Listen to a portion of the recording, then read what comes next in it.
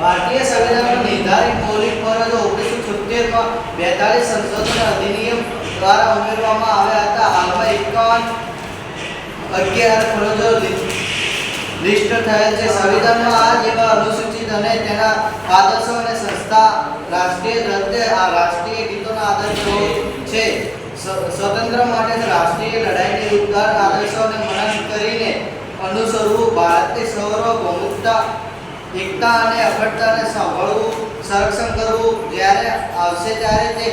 દેશના રક્ષણ કરવું અને રાષ્ટ્રીય સેવા આપીને સમય પર ફોલ થઈ જાય તેવી સ્થિતિમાં રહેવું, દેશને રક્ષણ કરવું અને જો